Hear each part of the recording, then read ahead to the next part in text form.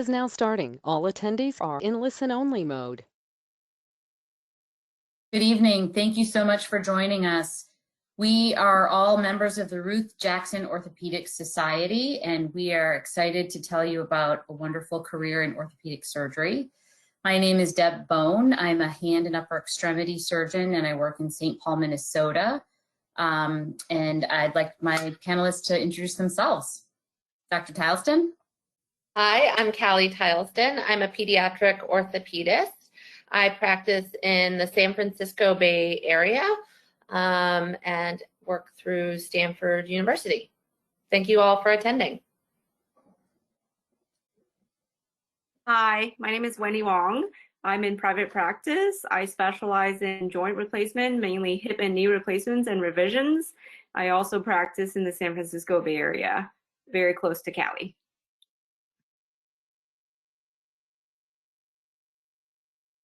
And hi, I'm Kelly Edwards. I am a third-year medical student at the University of Minnesota. I completed my undergrad in biology, and outside of medical school, I like hiking, cooking, even when it's not good, and catching up with friends and family. And then, hi everyone. My name is Amanda Menner. I'm a first-year resident. Oh, sorry, no. Let me try.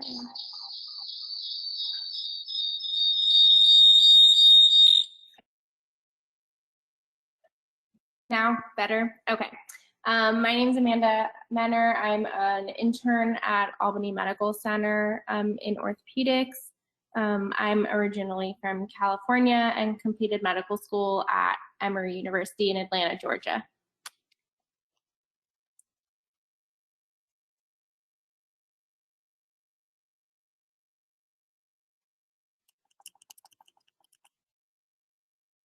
Deb, you're muted. I am? No, I'm not. I believe I'm mute. I'm good? Okay. Sorry, technical difficulties. So I think Dr. Wong is up first. She's got a few things to say, and then she'll be followed by Dr. Tileston. Okay. Callie, did you want to go first? Callie, you muted. I had to have the somebody allow me to unmute. Okay, so let's see. Can you guys see my screen? Oh no, now let's see, main screen. Show my screen. My computer is thinking. Okay, let me get to my slides. Okay. So again, my name is Callie Tileston. I'm going to talk about academic practice in orthopedic surgery. So there's a lot of different ways to practice medicine, and I happen to be an academic practice, which means that I work for a university specifically, and I'll talk to you a little bit about that. And then Wendy's going to go over how her life is a little bit different being in private practice. So a little bit about me. I grew up in Tucson, Arizona. My mom was a teacher. My father was a construction worker, so I had no physicians in my family. But I was around a lot of construction sites, building, and I was very comfortable with sort of hammers and nails and tools. And it was one of my favorite things to do with my dad. After high school, I knew that I wanted to come to California, so I went to UC Berkeley. I was in a sorority there and really, really enjoyed it. I did all of my, normal undergraduate work there, and then I met my husband there, and so I knew I wanted to stay in California, and therefore I went to medical school at the University of Southern California. And then that was where I fell in love with orthopedic surgery. I worked at a place called LA County Hospital, which is a very underserved hospital. A lot of patients who otherwise have no other medical care outside of there. It gave me a great opportunity to work very hard and learn a lot in a short period of time. And I, USC has a great history of a lot of females, and so I had a lot of great people who taught me that women can do anything, and so there was a lot of women already in that program, and so I got to meet a lot of them and fell in love with it there.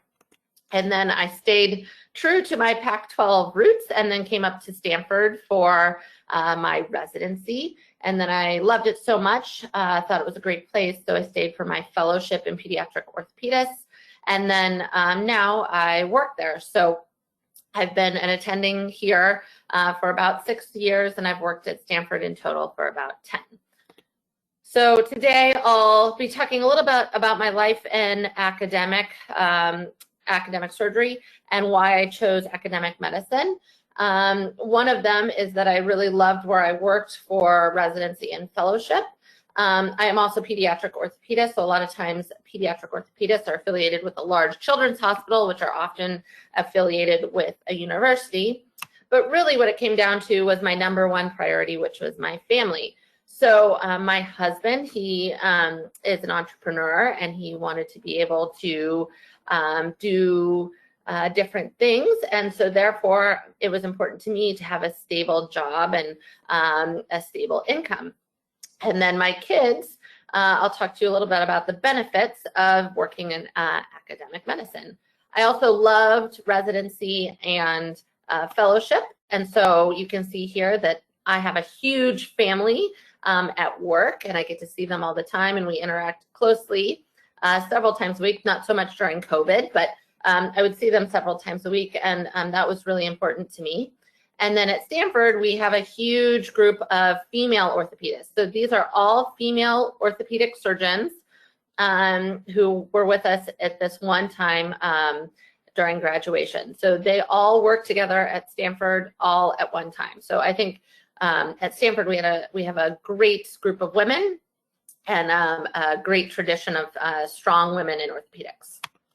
And so one of the benefits of going into academic medicine is being able to super specialize. So not only do I do pediatric orthopedics, but I specialize in spine, trauma, and cerebral palsy. So I have other partners who are able to do the sports medicine and the other parts of the things that I don't necessarily feel quite as comfortable doing.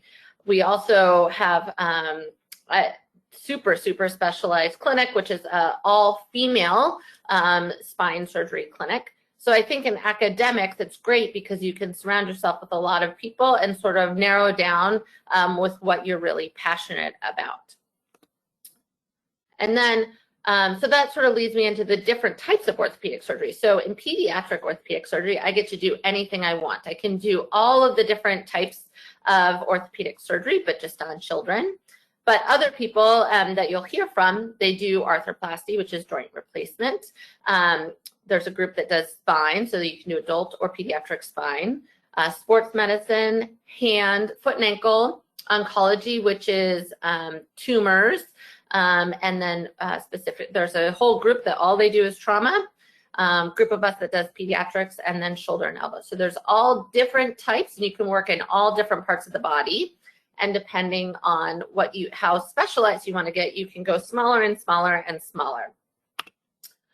So like I talked about, I love pediatric orthopedics and I loved academics. And one of the things that was really nice for me was the stability that it provided. So in terms of salary, and a lot of people want to know, what do you make as an orthopedic surgeon? Well, for me, I make probably a little bit less than somebody who goes into private practice. However, I have a guaranteed base salary. And then depending on how much I work, I get a productivity bonus. I also, because I work for a large hospital, I have healthcare, maternity leave benefits, disability benefits, life insurance. Because I live in the Bay Area, it's very expensive. So they give us a housing supplement. They match my 401k, and they even provide a college fund for my kids. So all of these things allow, me to do what I want and not have to worry so much about the back end and the billing, because I have other people doing it for me. And then it allows me to know every month I have a certain amount coming into my bank account, so my husband can do what he is passionate about. I also I never went to business school, and I don't have a passion for the business of medicine. So I don't have to do any practice management. So I don't have quite the control that others might have in private practice. But the School of Medicine and the hospital does the negotiating for me. So I am guaranteed to have a support staff. I always have an MA, which is a medical assistant, a nurse, and then I have nurse practitioners and other people that work for me and with me. They do all the marketing for me. So again, I don't have quite as much control as I might have if I worked in a smaller private practice. So again, it's not quite as nimble, but then I can do a lot more of the clinical work that was important to me. So that's another great thing about academics. So my week, I have 3 to 4 days in clinic because I'm a pediatric orthopedist. Some people who do other types of orthopedic surgery, like joint replacement, they may have less days in clinic. And then I have 1 to 2 days in the OR. And so I'm operating 1 to 2 days a week. I take call about 1 in 4 days. And usually I'm at home for that call time, so I'm still able to spend that time with my family. I was on call this weekend, and I basically fielded phone calls, but did not have to go into the hospital, which was great. I also, the nice thing about academics is I'm supported by the hospital and my group to go to meetings, do research, and travel. And so I am given a stipend to do all of those things, and they support me and sort of support my staff while I'm gone, so that I don't have to worry about losing the money while I'm gone doing those things. For me, teaching was really important. I love teaching. I always have residents and fellows. This is me with a group of the middle school students who are down the street. So I get to do all of these things. I can take the time off from my practice and not worry about how that's going to affect my practice, because I am supported through the other people that I work with, being able to do all of the teaching that I want to do. I'm also supported in doing research. I get to travel all over the world. This is me in Italy, off to the right, presenting some of my research in New Orleans with some of the other really outstanding women in orthopedics, and down here with my group at one of our more recent Pediatric Orthopedic Society groups. So it's a great way to really interact with a lot of people, doing a lot of things, using my brain in a different way. So most of my research is focused on how children react and are affected by their scoliosis. And so I really try to delve into the clinical side of the things that I treat on a day-to-day basis. I also am encouraged to do leadership. So I'm very active in our Pediatric Orthopedic Society. I'm active in Ruth Jackson. I've been able to do all sorts of things, like do a National Gun Violence Awareness Month. They really give you a lot of freedom. And so I think being in academics, I'm around a lot of those people all the time. So I get to use the different parts of my life and do a lot of different things throughout the day.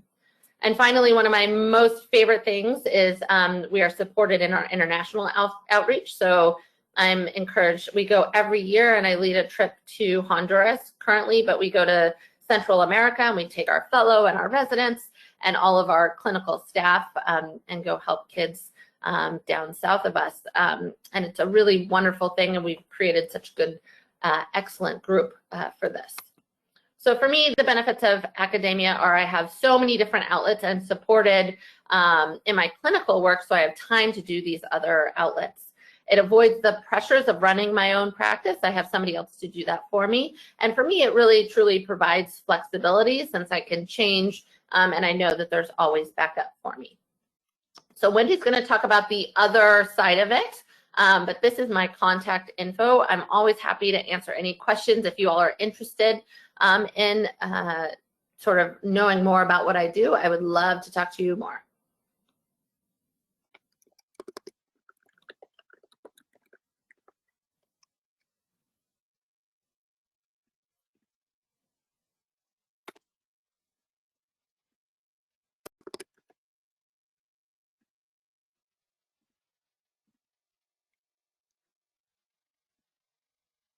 Hi guys. Can you guys see my screen okay? Yep. Great. So again, I'm Wendy Wong. I'm in private practice. So this is kind of a complementary talk to what Callie had talked about. This is like the opposite. I'm in a private practice. It's a 30-man practice. It's owned by the physicians, and we're very close to each other, both in the Bay Area, but our practices are very different. So here goes. So about me, I grew up in Fremont, California, which is just 40 minutes from where I work now in Walnut Creek. This is home for me. I went to UC Berkeley, just like Callie. She's like my long lost twin. and then I decided that I wanted to get as far away from home as possible. So I picked a really cold place for med school, which was a huge mistake. It was really freezing. And then I wisened up after 4 years and decided I'm going to go back to California. So I went to Loma Linda. It's in Southern California. And then after that, I wanted to come back to the Bay Area because I realized that, you know, home is really the best. So I, after my residency for 5 years at Loma Linda, I went back to the Bay and I did my fellowship in arthroplasty, which is hip and knee replacements and revisions at Stanford, which is where I met Callie. So we're kind of like the same, except different. So this is a long road. I don't want to scare anybody off, but it's like I tell my patients sometimes I graduated finally from my 26th grade. So there's 14 years of school after high school. So get ready for a lot of, you know, books and tests and stuff.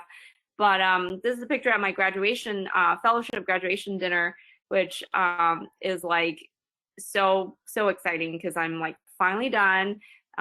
They gave us a bottle of Cristal for all the fellows, which they treat us nice. And I also wanted to become a super specialist. Like Callie was saying, you know, you can think of your career in two ways. You could be like a super subspecialist where you have your own niche and you're like really good at something. Or you could be like a jack of all trades, kind of like you know a little bit about everything, but you're not really like super good at anything. So that's more like, I mean, not to say anything bad, but that's just a different approach to what your career wants to be, what you want your career to be. So I wanted to be a subspecialist where people are going to come to me if they have a problem. And so, like Callie mentioned, you know, obviously the salary and the financial stability, the job stability was a big factor in choosing a job. And for me, that definitely is good enough. You know, if you Google, sorry, my kids are screaming in the background. I apologize. And so if you Google the salary, average salary of an orthopedic surgeon, it's right around $490,000 a year. And like Callie was saying, you know, if you work in a Bay Area or in a saturated kind of popular location, you're not going to make that. So unfortunately, we don't quite make the average, but you know, it's a good enough financial stability that I think you can live comfortably. And I think once you get a certain financial stability, then what is next is a professional and a personal satisfaction. And this is why I love my job. So my practice, I'm in a single specialty 30-man orthopedic surgery practice. I'm the only female surgeon with 29 guys, and but we have mid-levels that are females, obviously, and a lot of staff. And I do, on average, it's more like 2 to 3 days a week in the office, in clinic. I'm still building my practice. I'm 5 years out from fellowship. This is my first job and my only job so far, because I really like the group, so I stayed. One thing is that a lot of people actually coming out of residency and training, they actually switched jobs within the first 2 years because they either didn't know what they were doing when they signed up, or they realized they didn't want what they were getting themselves into. But I was actually really happy with my job, so I've been here for 5 years. And I have 1 to 2 days of OR surgery a week, sometimes 3 if I'm lucky. And then I decided that I wanted to have a half day of kind of just free admin time where I could do stuff that I wanted to do, like when Callie was mentioning she has no interest in practice management, I actually take a big part in our practice in terms of implementing side projects and making things more efficient. And so I do all that stuff during my half day of free time. And then I also, I have like a directorship at the, I'm the orthoplasty director at the surgery center that we operate at, where I make sure that total joint replacement experience and the whole process is a good program. So I do get paid for my directorship there. So that's kind of a side hustle that you can do. You can certainly do consulting on your own free time. And then, you know, if I really have nothing to do, then I just take the free day and I work out and play with my kids. So this is just the way that I want to set up my practice. In private practice, you can do whatever you want. Basically, you can set your schedule how you want. You can start at 11 a.m. if you want. You can start at 7:30 if you want. So I like the flexibility of it. And if your kids is sick, you can close down your clinic and just not go to work. Obviously not recommended frequently, but you know, it's possible. I take on average about 5 to 8 call days a month. I take call at 3 different hospitals. That's all associated up and down the 680 corridor. So some hospitals are more busy than others, and so you know, the cases that I take on call are interesting, and they keep me fresh on my fracture care. So I really enjoy it. And then I think another pros of having my private practice structure is that we have ancillary incomes, which is basically our group, the 30 physician group owns like a physical therapy location. We own our own MRI scan. We own our own DME department. So these are all extra revenues that's coming in because your practice size is big and you're sending your patients to your therapy and all that stuff. So that just comes in every month. And then obviously you have the freedom to do whatever side gigs you want. It is stressful to build a practice. I mean, no one's going to hand you a practice, right? You have to, even at 5 years out, you know, I'm not as busy as I would want to be, like my partners who are 10, 20 years where they've really made a name for themselves, but it's coming. And then obviously the overhead, which Callie doesn't have to worry about, but I do, which is why I do all the practice management stuff on the side. And so let me just tell you, this is the best job ever. I get to work with power tools, and I get to make a bloody mess and not have to clean it up, and it's really fun, and surgery's the best. And then on the right here, you can see my patient dancing, and that's the most important thing, is that you get to change lives.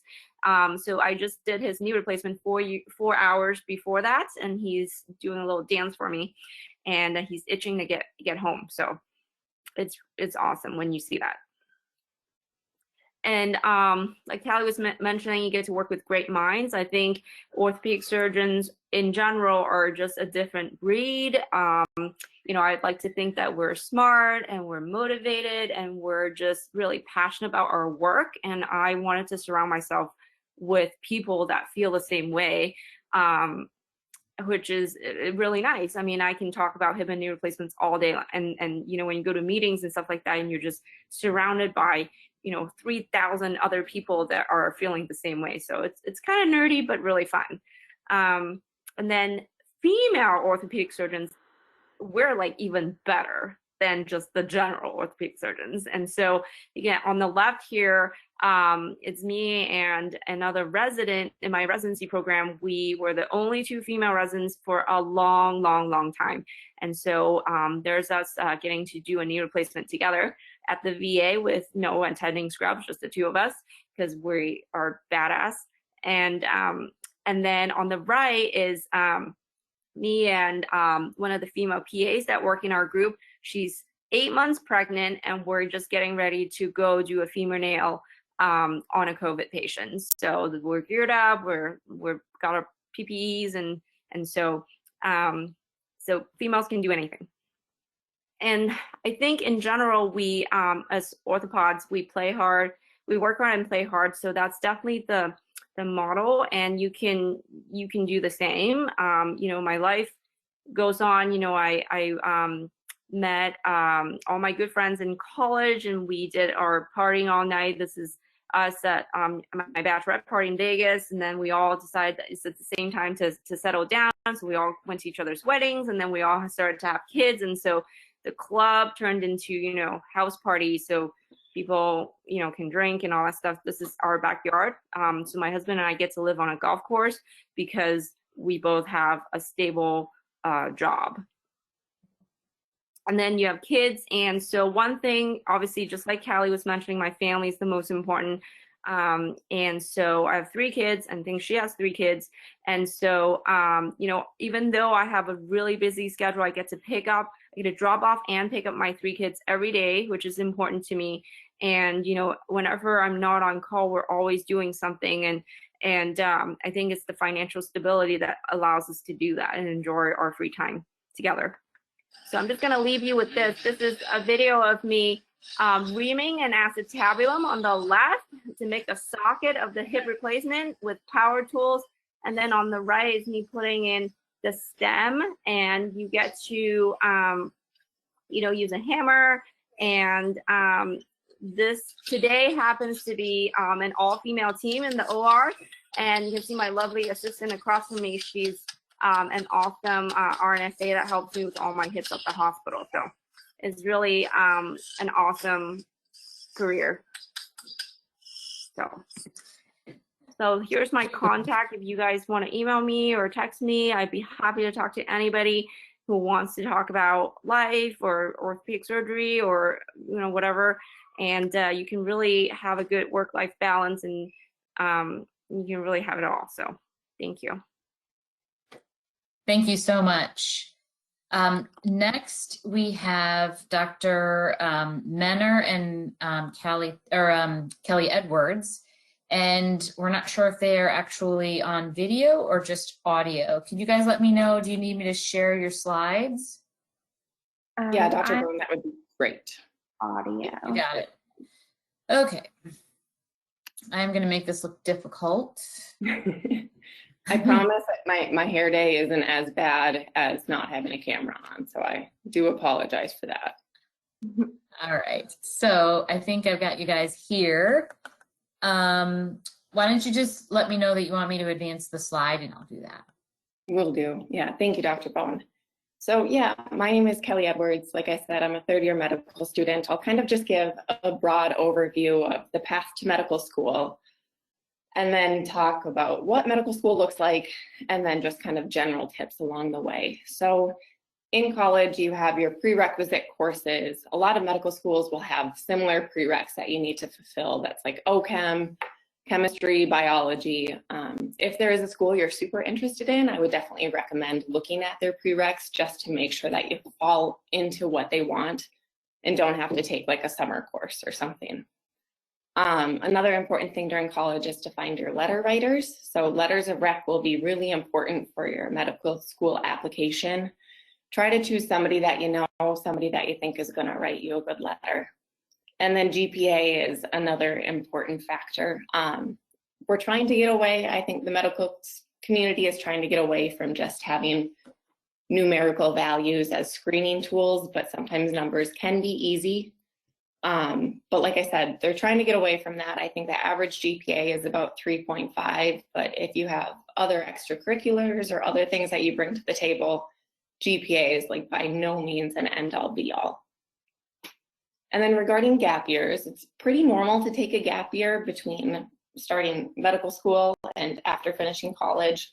I took 2. I was able to get some really good work experience, make some money, which was new to me, so that was exciting. And then just a little bit enjoy a break from like the coursework and from the studying. And then on that overlap of the diagram, at some point you'll take your MCAT. To gain some medical exposure can be really helpful to kind of verbalize why you're interested in medicine. I mean, like Dr. Wong said, it can be a pretty long path to get there. So making sure that that is something that you indeed do want to do. And then extracurriculars, that can be anything from odd hobbies, athletics, cooking, even study abroad. Just it's nice to know that a candidate is well-rounded and that you can do more than just study. All right, next slide. Thank you. So then just applying to medical school, kind of at a mile-high level, you have the primary application, and that has the letters of rec, which kind of previously discussed. Normally, they would like to have a letter of rec from at least like one science professor. I know that can be pretty hard in a larger school to feel like a face in just an auditorium, or now somebody just on Zoom. So if you can start early and sort of develop a rapport, that can be really helpful in having that letter writer actually be able to write about your character. The primary application will also have like your MCAT, your GPA, the different activities and extracurriculars you've done, as well as your personal statement. And then you send that off to every medical school that you're interested in. That I think the average number is about 16 medical schools that people apply to. And then if those medical schools decide that they like you, they'll send you a secondary application. And for the most part, you'll get a secondary application from most of the places that you apply to. And that is essays. And then super exciting, it's more essays. But it can be really, really helpful as you're going throughout college and your work experiences, just to make notes of things that have stood out to you or had an impact on you, because that makes writing those essays so much easier than just having to like sit down, try to figure out what was important and how to verbalize that. So even if you haven't started now could be a huge benefit to just write some things down on Post-it. And then the last step, that's the interview. So if the school really likes you, they'll invite you to interview. And with that, just have, I know this is going to sound kind of stupid, but just have fun with it. They think that you're good enough to be there, so prove that you are. Try to make some jokes, even if they're bad jokes. Maybe have like a knock-knock joke up your sleeve just in case the opportunity presents itself.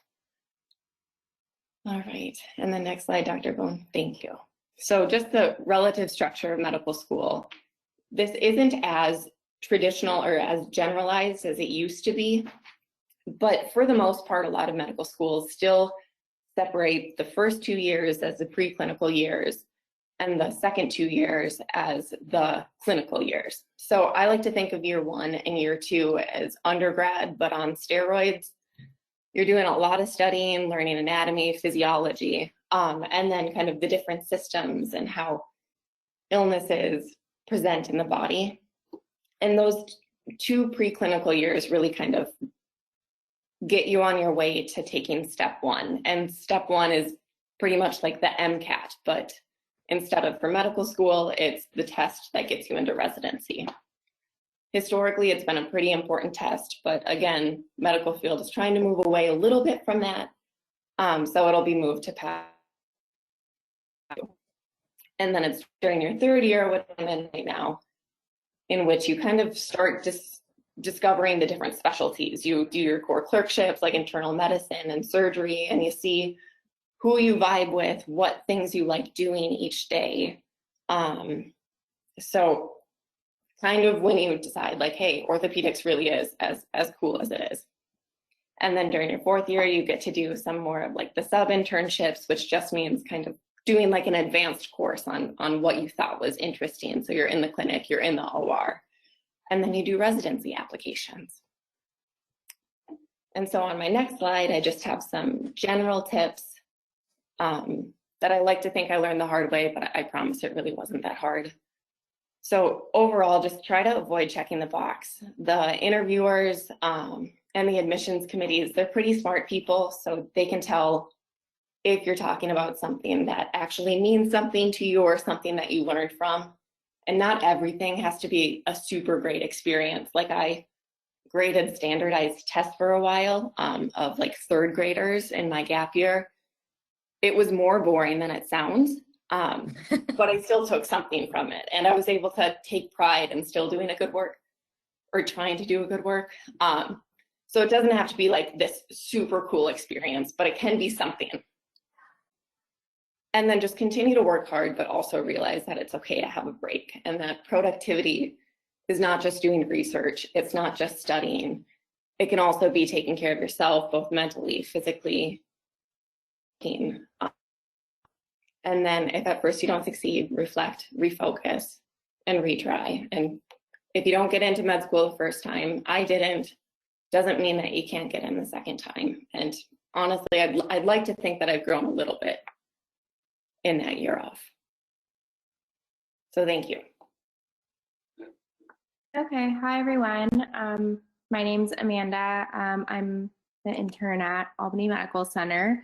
So I'm going to be talking about applying to residency, which is a great segue from Kelly's slides, because when you get to the point of applying to residency, 90% of the work before the application itself has been completed by what you've done in medical school.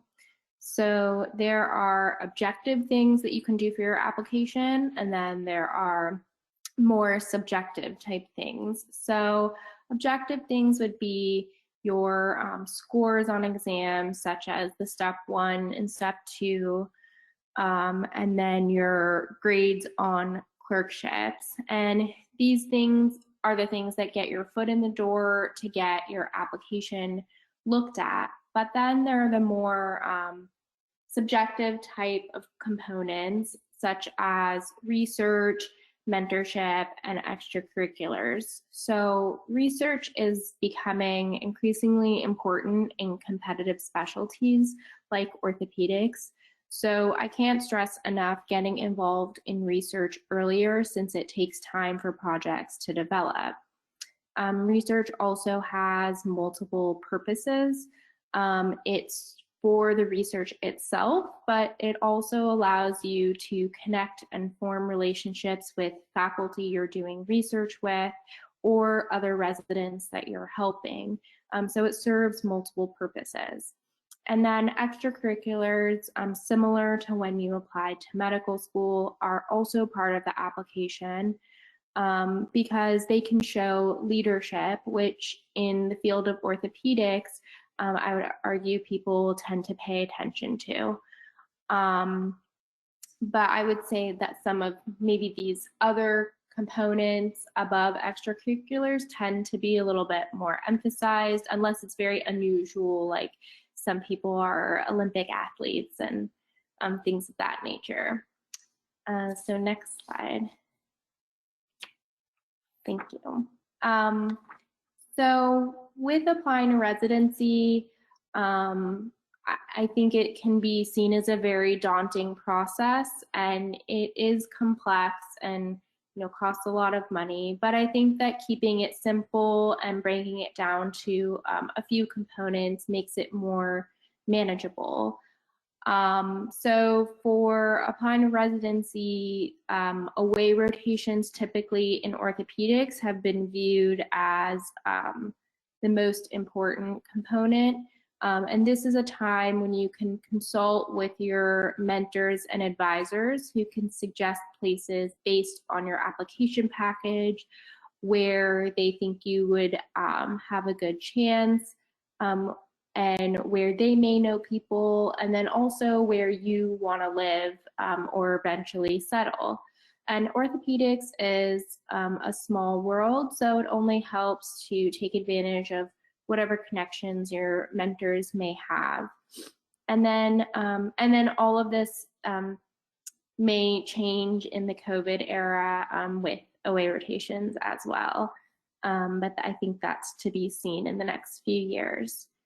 Next is letters of recommendation. Again, this is where mentorship is important, because you, at this point, by the time you're applying to orthopedics, have laid a foundation with your home department of spending time with faculty, taking trauma call, doing research, scrubbing in with a mentor. So by the time you actually ask for a letter of recommendation, you've established a relationship with some people in the department.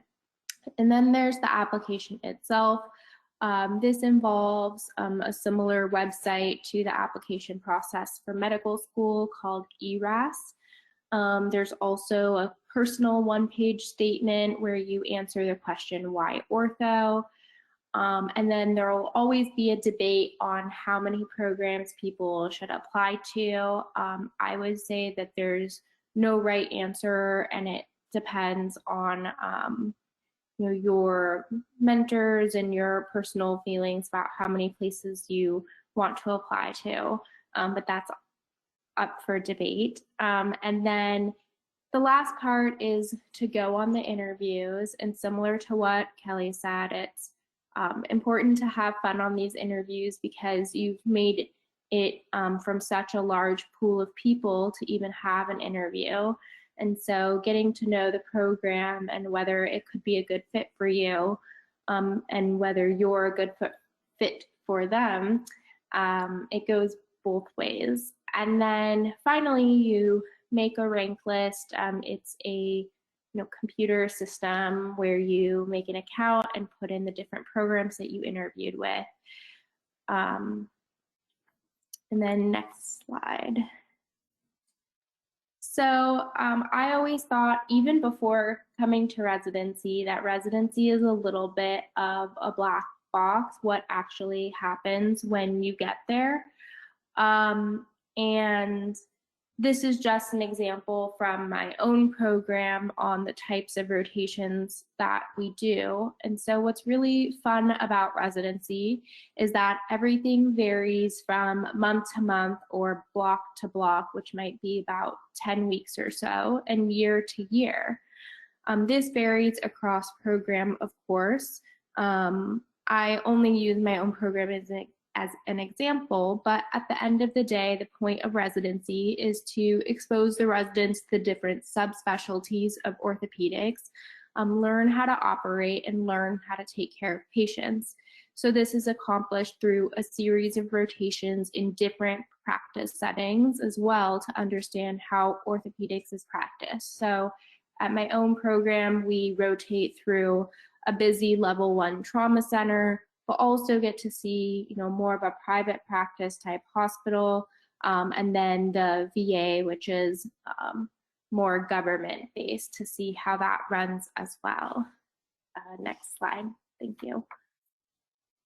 And then I think also what was confusing to me before residency is that it changes your day-to-day life changes by rotation, but also year. And what a first-year resident does is very different from a second year, is very different from a senior resident.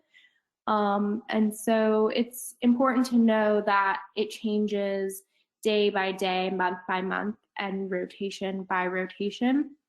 So for example, whereas my day-to-day duties typically involve helping with our floor management of our patients or helping the second year with emergency department consults, a third year and above are in the operating room all day, every day, actually learning how to operate. And so that allows the program to be both exciting and challenging as you learn new skills at each step of the process. Next slide. And then toward the end of residency is when you think about applying to fellowship, should you choose to apply to fellowship. Nowadays, I think it's becoming more and more common for people to apply to some sort of fellowship after residency, but it certainly isn't required to be an orthopedic surgeon. And so based on those subspecialties that you rotate through for residency, this allows you to have exposure to those different types of orthopedics, ranging from hip arthroplasty, what Dr. Wong does, to pediatrics. And so this, with your mentorship from your residency program and your interest that you develop, you can choose a specialty during fourth year residency. It's, from what I understand, a similar process to residency because it's also a match process, and that involves an application itself, usually some research in that field, mentorship that you've developed, and then also letters of recommendation from your residency program. Next slide. And so the reason I found this slide is because for the most part, the takeaway is that the overall likelihood of matching in the subspecialty of your choosing is overall higher than residency. Certainly there are some subspecialties that are more competitive than others, and it changes from year to year, as you can see here. And so there are fewer spots overall, but also fewer people in the nation. And so this is to say that, you know, once you get your foot in the door to orthopedics residency, it mostly is up to you what you choose to do afterwards, and picking a subspecialty that really interests you and will that you're passionate about for after residency.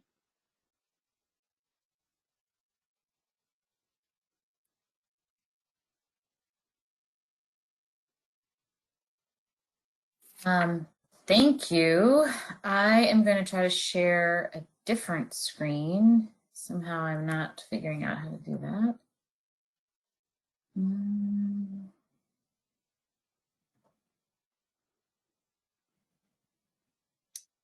Can't seem to get out of this. So while Dr. Bone is doing that, I just wanted to let you all know that there's some excellent questions. If we do not get to them, I will one of us will send you an email with sort of answering your questions. I'm going to try to figure out how to send it so that everybody can read the answer, because I think a lot of them the answers will be interesting to everybody. So stay tuned, but you will get an answer to your question, I promise. Okay, so can you guys see my slides now? Yes. Okay, perfect. So I want to leave time for questions, so I'm going to go through these quick. I think one of the reasons we wanted to have this seminar is because orthopedic surgery is really highly populated by men, and we want to show you guys that orthopedic surgery is a great career for women. So this is a picture from the Pediatric Orthopedic Society of North America's international conference with the International Pediatric Orthopedic Surgeons from a couple of years ago. And all of these people in the picture are orthopedic surgeons, and they come in all shapes, colors, sizes, but one gender, which is fantastic. So those are all the women that went to that meeting. So can women do the work of an orthopedic surgeon? Absolutely. I would challenge you to look at this picture and pick out all of the people there and figure out who you think looks like an orthopedic surgeon. And I would point out that there's one guy back there who snuck in, and he is actually the one guy who's not an orthopedic surgeon. He's the husband of one of the orthopedic surgeons. So every woman in this picture is an orthopedic surgeon, and we were all at our Hand Society meeting, and we decided to do something fun and go for a hike. So people ask, do I need to be strong? And I would suggest that while many orthopedic surgeons are big and tall and strong and white males, there are lots of us that are not, and we do just fine. We get to use power tools, and just in case you're worried that you would have to be born knowing how to use a power tool or knowing how to fix things, that is not the case. It's on-the-job training. 5 years of residency is where you specialize in the kind of doctor you're going to become.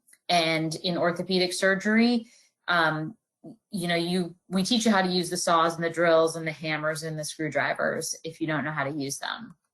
We use step stools if we're short. So this is me and two of our orthopedic surgery residents, and I just grabbed them and I said, hey, I need a picture for this slide that I'm preparing. And many of the people in orthopedics are tall, but not all. And then we like to say you just need to be smarter than the bone. So you need to figure out ways to handle the limb or the bone and be biomechanically smarter and to get the job done. Women can do all types of orthopedic surgery. As you've heard, orthopedic surgery comes in everything from tiny little hand surgery to big joint replacement, or trauma surgery. And these are all women who work at a level 1 trauma center in my community. And they are the majority of the trauma surgeons at that hospital. And they do everything from foot and ankle to hand and upper extremity to joint replacement and sports to flat out all trauma. So another thing that deters women from this career is they wonder if we can have a personal life and a family in addition to having this busy, demanding career. And I would say absolutely yes. These are all pictures of friends and colleagues of mine who are female orthopedic surgeons with their families doing kind of normal family stuff. There are lots of women who have jobs as CEOs, or lots of women who work 2 jobs and are away from their families sometimes, or lots of women who travel in their work and instead of taking call, and yet you figure out how to manage it. And as Dr. Tileston and Dr. Wong suggested, you have enough money that you can have people help you. So we hire nannies if we can't be there ourselves sometimes, or we have people help clean our house or do our lawns, because that leaves us free to spend more time with our families. So another thing that people wonder is, do I have to be athletic? Lots of orthopedic surgeons are, big jocks, but not everybody has a background in athletics. There's a really fun, I think it's Instagram it's called Unorthodox, and they have a campaign saying what's unorthodox about you. And there are lots of women who have posted their sayings, and they're things from like, I play the piano, I like to garden, I'm little and I like pink, and I'm a musician and I danced ballet. So you do not in any way have to be an athlete to be an orthopedic surgeon. And it's a really fun and rewarding profession. I get to fix things. I put plates and screws on to fix fractures. I take fish spines out of thumbs that have been in there for a month. I get to make 2 thumbs into 1. That's super fun to be able to fix things and make people better. I'm also a leader in the operating room. I walk into the room and people say, what do you want? And I get to tell everybody what to do. But also I get to be the person who influences good behavior and, making sure that we do everything that's right for the patient. And that's really fun. So there's me in the operating room with one of my trainees who's a fellow. And then every day, patients are really grateful for the work that we do. More than almost any other medical specialty, we make people feel better, we help them function better, we fix things that are broken, and every day people say, thank you so much for the work that you did. I am better because of what you did for me. And so just a couple thank you notes that I've gotten over the past couple months. So I think if you're interested in orthopedic surgery, I would highly recommend that you check it out. There's a lot more other resources like podcasts. RJOS has a podcast in conjunction with Alana Munger, who's a 2nd-year resident or 3rd-year resident now. And she does the She Can Fix It podcast, which is about women in orthopedic surgery, which is really fun. And then there's a couple things that you can follow on Twitter and Instagram. Once you find one, you're going to find all of them. And that'll be a good thing for you to check out and see what people are really like in the field of orthopedics. So, like I said, all of these women are orthopedic surgeons, except the one dude, the husband hiding in the background. Here is my contact information. Please feel free to send me an email. I might not respond the next day, but I will try. And now I'd love to open it up for questions. I think Dr. Tileston was going to be the one who is... Yes. So I think we only have a few minutes. So again, we will make sure that all of your questions get answered. But I think one of the consistent ones that I would like everybody to answer is, what made you pick orthopedic surgery, and what else were you interested in, and why did you pick orthopedics over something else? So I'm going to have Dr. Bone go first, and then we can all go down the line. Yeah, I have to say that it was really the chance to get to fix things. It was really fun. I didn't grow up really doing construction or carpentry or fixing things, but I come from a family of people who do a lot of that. And so it was sort of something that I understood and could learn, and realized that once I got into it, I really liked it. I like tools. I like thinking about things biomechanically. I like figuring out what's going to be a strong construct. And that's what led me there. So I'll go next. I always wanted to do medicine, and I always wanted to work with kids. I wanted to do pediatric reconstructive surgery, which is plastic surgery. But then at LA County, I fell in love with orthopedics. I never felt like I was at a disadvantage being small. I'm 5'4", and quite honestly, there were a lot of men there that were also 5'4" to 5'7". So, and like I'm teaching my younger kids, it's all about working smarter, not harder. So when they're trying to build stuff and they're getting frustrated, it's all about working harder, or working smarter, not harder. And so I think women are great at that and like figuring out what is the best way to do it. So I really just loved the camaraderie of orthopedic surgery. I thought it was really important to me to have a team, even though I was not in a team sport in college. I've otherwise done team sports throughout my life. And I really wanted to be around people for the rest of my life that I wanted to spend all day with. So that's why I picked orthopedics. Wendy? Yeah, I'll go next. I kind of echo what the other two doctors are saying. It's really about the environment. You know, I fell in love with the OR, being a medical student, just going in there. It's like your happy place. Everybody is focused on doing a good job for the patient and doing a good job for surgery. As the surgeon, you're like the pilot, right, in a cockpit, and everything's kind of like under your control as much as you can anyway. And then everyone's working together towards the same goal, and they're all, like I said, they're smart and they're motivated, and they just are passionate about their job. I think more so than a lot of the other fields in medicine that I saw. And I thought, or all the orthopods that I met when I was younger were just nice guys and gals that are just happy, and there's not a lot of like bickering. There's not a lot of just out to for themselves. So I like the atmosphere. Okay. Amanda, you want to go next? Sure.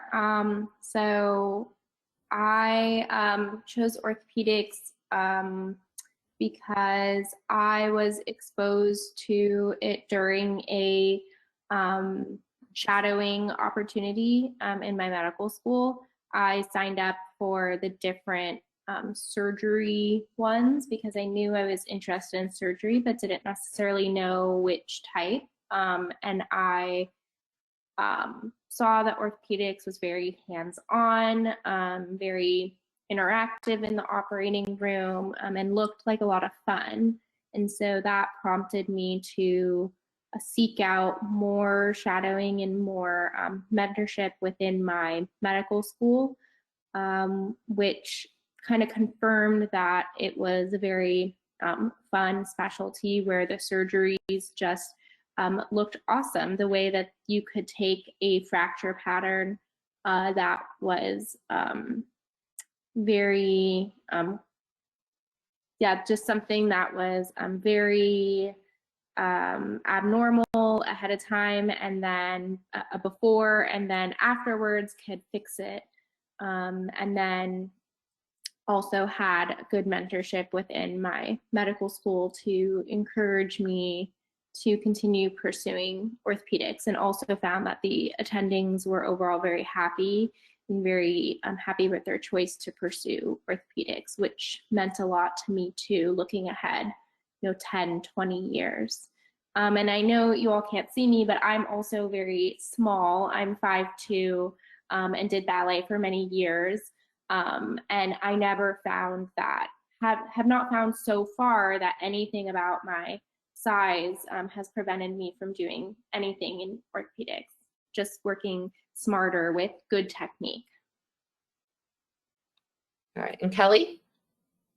Yeah, so I'm working hard to get there, trying to get to orthopedics, but kind of echoing what Dr. Bone said, it's like there's a problem and you can fix it and then people get better. I have like a lot of satisfaction from like mowing the lawn, because the time that you put in, you see the direct result of it. Whereas in like primary care or internal medicine, super important fields, but that's a lot of looking at different lab values. And with orthopedics, it's this like very tangible thing. I mean, it's a bone, it's the muscles. So pretty stoked about it. It's an awesome field. All right, so Deb, would you like to keep going, or would you like to answer the questions on an offline forum? If it's okay with our presenter or our moderators, I wonder if we could keep going for maybe 10 minutes. And if people can't, they can log off. Yeah. Okay. So a question was, how do fellowships differ from residencies? Maybe Deb, you can handle that one.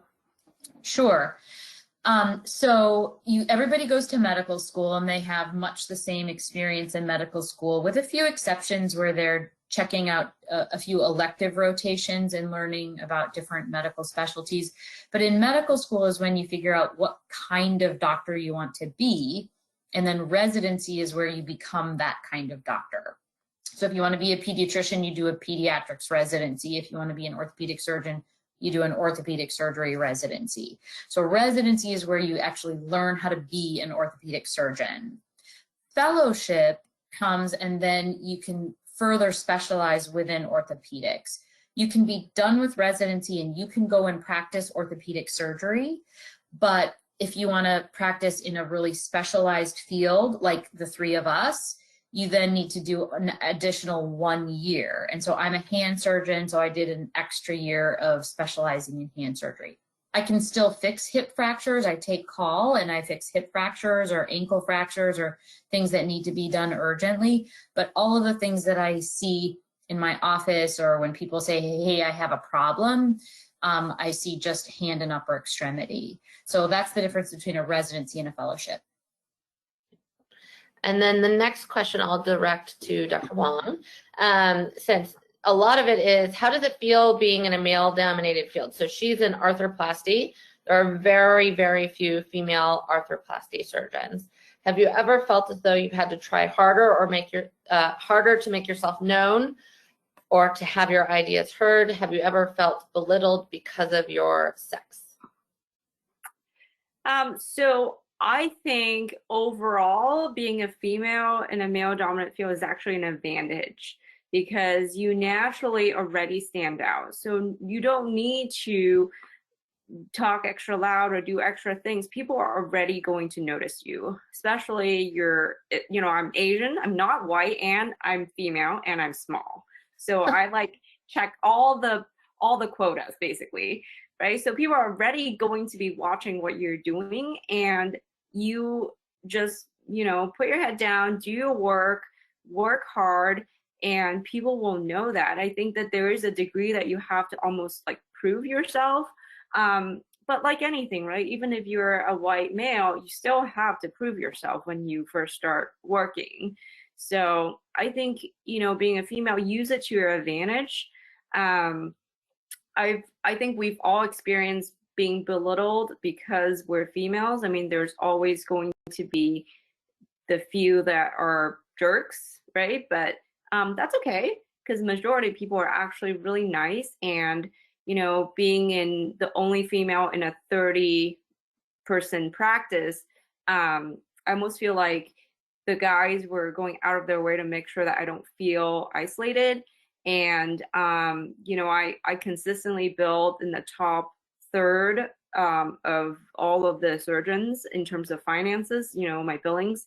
So I think being there, you've proved yourself. And then, when I have something to say at the board meeting, they listen.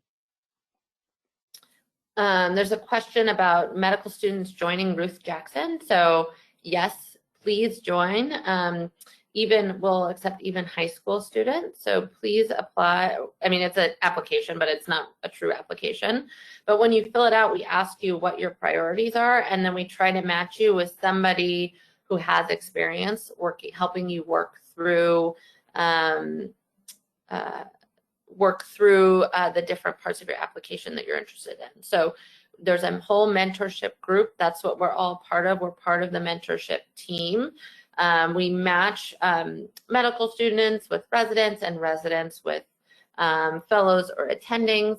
And if there's something specific you're interested in, we'll help you find somebody who can help you work through that. So I would encourage everyone to join Ruth Jackson. And I think the mentorship option is great.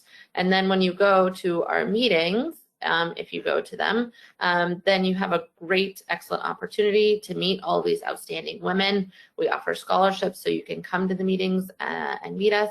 So I'd highly recommend that. Any other thoughts, Deb, on that? Yes, I would second that. But also check out the Perry Initiative if you can, especially if you're in high school or early, high school, college, or early medical school. The Perry Initiative gives some great hands-on experience to people who are maybe thinking about orthopedic surgery, but really don't know what it's like. What is it like to rod a femur or hold a drill or, you know, that kind of thing. So look that up, Perry Initiative, and you can learn more about that. And then Ruth Jackson, sorry, there's another question. Ruth Jackson is the Women in Orthopedics Society. So it's our national organization specifically for women in orthopedics. And then a question is for, I was going to have Kelly answer it. And it's basically, do you have any tips for applying to medical school? What would you say is the most important part? And there's a lot of specific questions, so we'll reach out afterwards. Anything specific that you or maybe Amanda might want to add in terms of applications? Yeah, I'm happy to start, and I will be sure to get my contact information out to everyone. So if you have any more specific questions, I can take any of those.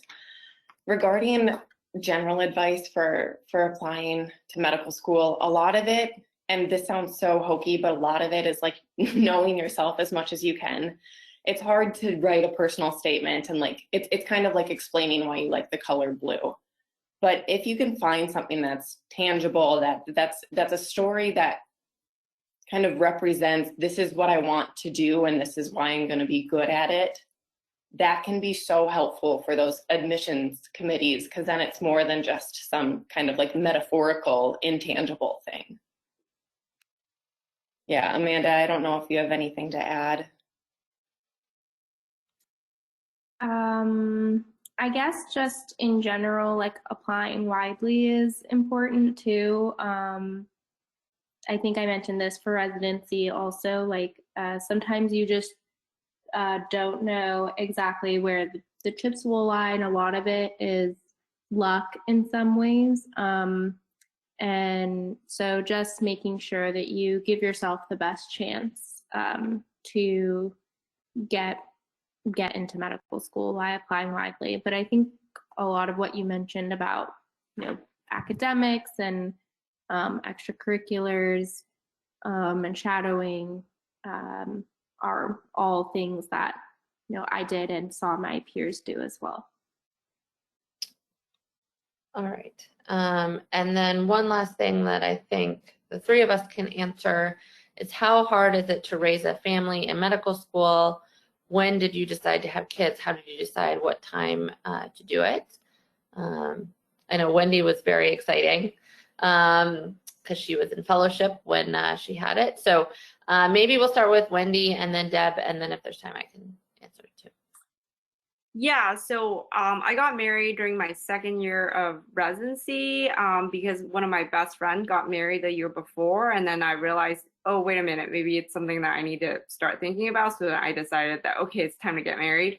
And then after that, we actually, my husband and I actually had a baby, but we lost the baby during my fourth year of residency. So we were going to have a baby, but anyways, then we did it again in fellowship, and I'm not sure that my attendings were that happy about it, but they were troopers. But you know, I only took 2 weeks off, so I was back to work. And so yeah, it's just I think it hits you when you're ready. You're like, oh, you know, it's something that I'm supposed to be thinking about, because you know, it's normal. And sometimes you just get so like clogged up in work, and then when you realize it, then you're ready. That's my answer.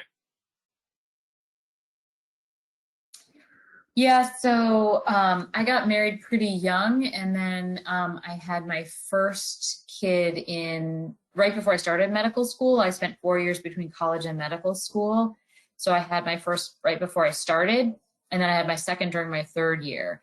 And I mean, it was hard to have kids during residency, but it was actually probably easier to have them during medical school and then to own and raise them during residency. I certainly had colleagues and friends who had babies during residency, and I think that would be hard.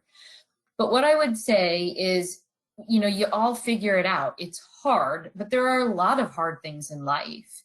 And there are a lot of challenges that you face, and then you meet them and you figure out a way to do it. And a lot of it is you live near your family and they help you, or we always had an au pair from overseas who would live with us because my husband had a busy job too. And you just figure it out. Like when you're doing it, it's normal, and that's what you do, and you manage. Yep. I was pregnant during my chief year, had my baby early, actually, like the second week of my fellowship. Unlike Wendy, I actually took, because my baby was early, I took 8.5 weeks off, I think. And then so I extended my fellowship a little bit longer. And then I had my second child during being an attending. It was way easier in training, I thought, to have a baby, just because there's always backup and the buck does not stop with you. There's always someone there. But I found that everybody was super supportive. And when I first started, even the men weren't having babies quite as much, or I shouldn't say the men were having babies, but their wives were not necessarily having babies. And now they're taking paternity leave. So I think that the pendulum is swinging. I think people, especially with COVID, are appreciating the importance of work-life balance. And I think people are respecting it more. And so I think for me, at least, that's one of the benefits that has come out of this pandemic, is just people respect your family time. And I respect my family time more than I used to. So yeah, so I will, there's a question about Ruth Jackson. I will post on there the website. It's rjos.org. And we would love everybody to sign up if you want. You do not have to go into orthopedic surgery if you want to sign up. And then the Perry Initiative, like Dr. Bowen said, is awesome as well. I think a lot of you have probably participated in the Perry Initiative. And then after this, we have a lot of other excellent questions. So we'll get all of your answers. I will try to figure out how to send the answers to everyone. So not just the person asking the question has answers to it, that everybody has answers to it. Any final words for us, Deb? No, thank you so much, everybody, all the participating people on the webinar, all the students who signed in, and especially thanks to my co-hosts. I appreciate your time. Yeah. Thank you all. Thanks, guys. Bye. Bye. Thank you. Yeah, great job, you guys.